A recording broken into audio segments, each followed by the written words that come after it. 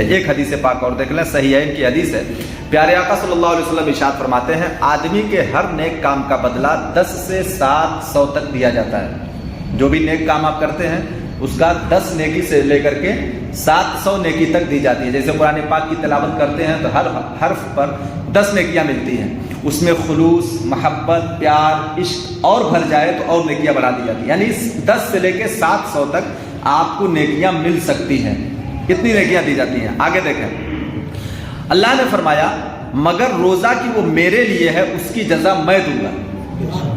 اس کو آپ ایسے سمجھ لیجئے کہ اللہ نے ایک نظام بنا دیا ہے، فرشتوں کو ڈیوٹی دے دیا ہے کہ جو بندہ بھلائی کا کام کرے تو اسے 10 سے لے کر کے 700 کے بیچ میں نیکیاں دینا۔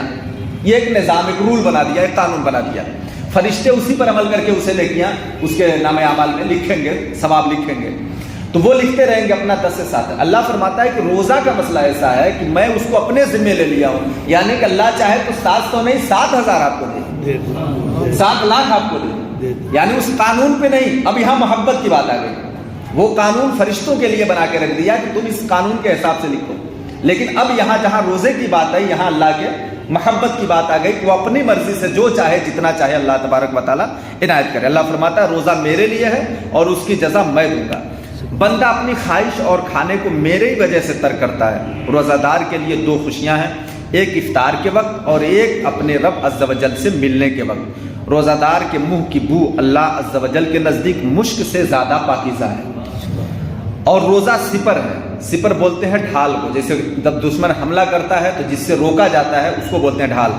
اور جب کسی کے روزہ کا دن ہو تو نہ وہ بیہودہ بکے نہ زیادہ چیخے چلائے، پھر اگر اس سے کوئی گالی گلوچ کرے یا لڑنے پر آمادہ ہو تو کہہ دے کہ میں روزہ دار ہوں۔ یعنی یہ روزے کے کچھ آداب بھی اس حدیث پاک میں نبی نے فرما دیا کہ ادب روزے کا کیسے کرے، نہ زیادہ چیخے چلائے، نہ گالی گلوچ کرے، نہ جھگڑا جھوٹی کسی سے کرے۔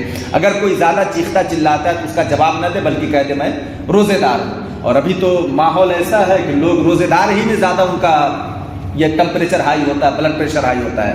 جب 3 بجے کے بعد 2 بجے کے بعد وقت آتا ہے تو زیادہ تر دیکھیں گے آپ سڑکوں پہ، روڈوں پہ کچھ نہ کسی کا جھگڑا جھگڑی ہوتا ہی رہتا ہے۔ تو یہ گویا کہ وہ یہ بتا رہے ہوتے ہیں کہ میں روزہ دار ہوں۔ کنٹرول کرنا تو آدمی کے بس کی بات ہے، وہ روک سکتا ہے، اپنے غصے کو بھی روک سکتا ہے، آدمی طاقتور ہے، روک سکتا ہے، اللہ نے قوت بخشی ہے، لیکن جان بوجھ کر کے وہ لڑتے ہیں کہ لوگوں کو ظاہر ہو کہ میں روزے دار ہوں۔ چھوڑ یار روزہ دار ہے، چھوڑ کائے کو بول رہا ہے اس کو۔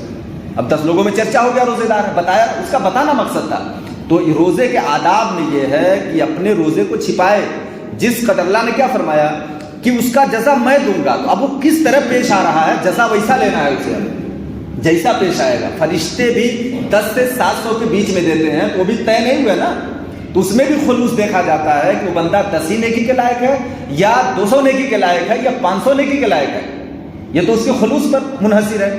تو اس میں جس میں طے ہے 10 سے 700 تک، اس میں بھی یہ طے نہیں کہ کتنا آپ کو دیا جا رہا، آپ کے خلوص پر ہے، وہ آپ کی محبت پر ہے۔ اور جب اللہ تبارک و تعالیٰ فرما دیا کہ اس کا میں دوں گا، تو اس میں کتنا خلوص آپ کو پیش کرنا ہے کہ اللہ تعالیٰ بے شمار نیکیاں دے۔